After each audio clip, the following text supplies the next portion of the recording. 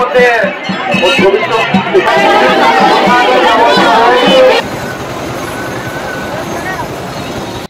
Morning everyone welcome back to my channel welcome to a new blog. আর তোমরা সকলে খুব ভালো আছো। ভাবছে সকাল সকাল রেডি হয়ে গেছি কেন, সকালে স্কুল করে আসলাম, দেন তারপর ফটাফট স্নান করে রেডি হয়ে গেছি। এখন যাব হচ্ছে একটা জায়গায়, আসলে বাড়ির কাছে ঠিক না, মানে কিছুটা দূরে আর কি একটা পুজো হয়, তো সেটাও তোমাদের দেখাবো, একটা নতুন ধরনের পুজো।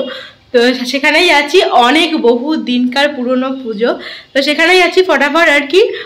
অনেকে যাবে, সুমনও যাবে, তার দেরি না করে এখন তাড়াতাড়ি বেরোই। আর তোমরা ব্লগটা লাস্ট পর্যন্ত অবশ্যই দেখতে থাকো। বেরিয়ে গেছি, বাজারে যাচ্ছি, বাজার থেকে একটু আর কি মিষ্টি নেব, তারপরে যাব। আর সুমনও বাজারেই আছে, তো ওখান থেকে গিয়ে একবার টোটো যা পাবো ধরে নেব। চলো। হ্যাঁ, এটা বেশি মিষ্টি হয়।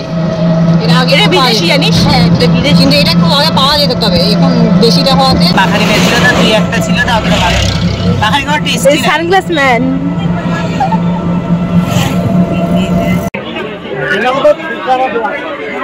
কিছু হোক না হোক, মেলাটা হবে বল।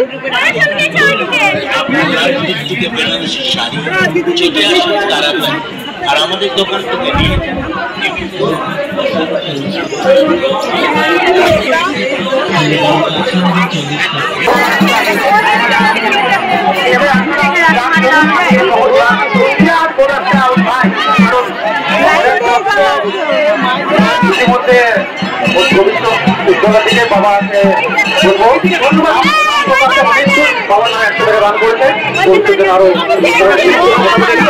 আজকে এসেছি মানিকনগর, বহু বছরের পুরনো বাবা আদম গাদমের পুজো দেখতে। এখনই দেখো মানুষের ঢল নেমেছে পুজো দেওয়ার জন্য, তবে এরকম ভিড় সকাল থেকে সন্ধ্যা অবধি চলে, বহু দূর দূর থেকে মানুষজন আসেন পুজো দিতে।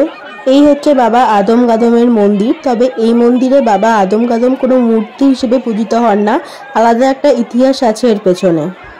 বাবা আদম গাদম পূজিত হন দুটি কাষ্ঠ রূপে, যে কাষ্ঠের বছরের পর বছর কোনো রূপ পরিবর্তন ঘটে না, কোনো বিকল্পও ঘটে না। লোকমুখে শোনা যায় বহু বছর আগে কোনো এক ধানের জমিতে আগুন লেগে যায়, আর সেখান থেকে আওয়াজ আসে বাঁচাও বাঁচাও করে, তবে সেখানে কোনো মানুষের দেখা পাওয়া যায় না। ওই পথ ধরেই এক গোয়ালা যাচ্ছিলেন দুধ নিয়ে, তিনি এই শব্দটি শুনতে পান এবং গিয়ে দেখেন এই কাষ্ঠের দুটি থেকেই বাঁচাও বাঁচাও আওয়াজটা আসছে। তৎক্ষণাৎ তিনি তার সমস্ত দুধ দিয়ে আগুন নেবান এবং বাড়ি গিয়ে স্বপ্নাদেশ পান কাষ্ঠ দুটিকে আদম গাদম রূপে পুজো করার। এখনো পর্যন্ত সেই গোয়ালা বাড়ির দুধ ছাড়া বাবার পুজো শুরু হয় না। সারা বছর বাবা নদীতে ভেসে বেড়ান এবং পুজোর সময় ভক্তরা বাবাকে এই মন্দিরে তুলে এনে পুজো করে আবার যথাস্থানে ফিরিয়ে দেন।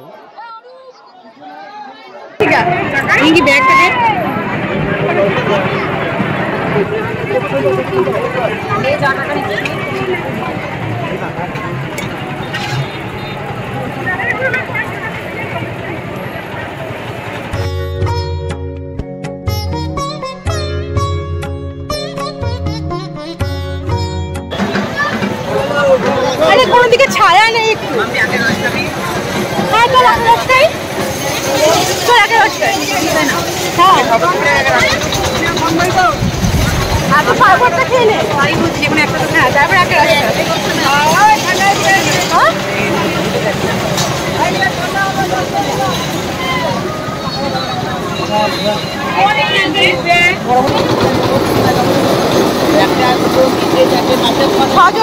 ছটা আগে রস।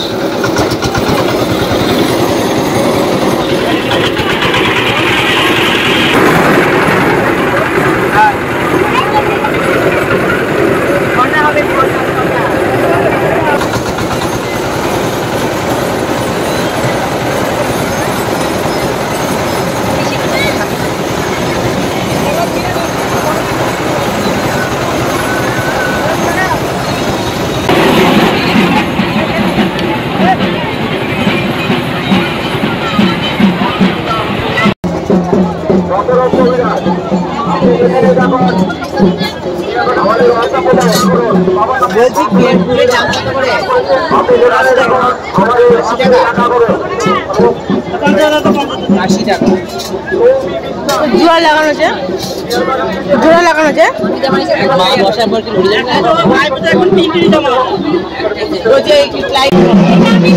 এইটা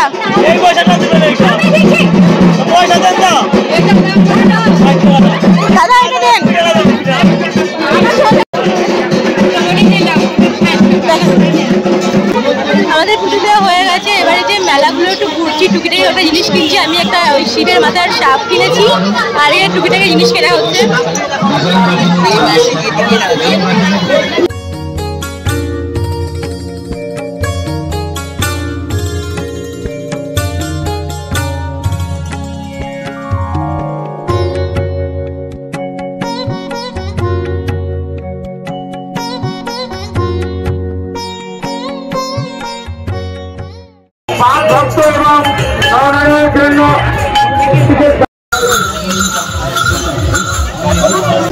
এখন যাচ্ছি আমরা আদম গাদম বাবার যেটা আদি মন্দির, যেখানে আগে পুজো হতো, তো সেই মন্দিরে এখন যাচ্ছি। আজকে যা রোদ পড়েছে না প্রচন্ড। এখানে এই যে বাবার ভোগ খাওয়ানো হচ্ছে, আর এই যে পেছনে হচ্ছে সাদা মন্দির, এটা হচ্ছে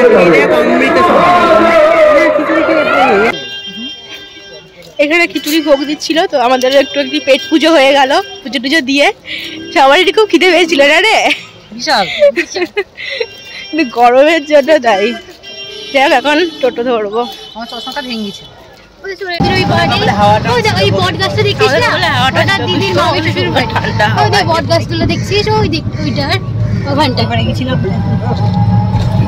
এই রাস্তা যদি কিছু ঢোকে না আর একটা গাড়ি টাড়ি তাহলে ব্যাস। ওই দেখবি ওরা ওই পাশে অনেকটা জল আছে তো, আমাদের এদিকে দেখ কিছু নেই। 3:20 বাজে আর এই যে বাড়ি এসে গেছি। প্রচন্ড রোদ্রে অবস্থা পুরো খারাপ, আর ভালো লাগলো পুজো দিতে গিয়ে। বাড়ি এসে আমি আর একবার ভালো করে মাথায় জল দিয়ে স্নান টান সারলাম। তাহলে কি হয় বলতো, মাথায় রোদ লেগেছে, মাথা ব্যথা স্টার্ট হয়ে যাবে। কালকে এমনিতে প্রচন্ড মাথা ব্যথা করছিল। তো এখন একটু রেস্ট নিয়ে এই যে এখন একটু খাবো। আজকে হচ্ছে পূর্ণিমা, সেজন্য মা এখানে বানিয়েছিল লুচি, তার সঙ্গে তরকারি আর হচ্ছে সুজি। তো এখন একটু খেয়ে নিই।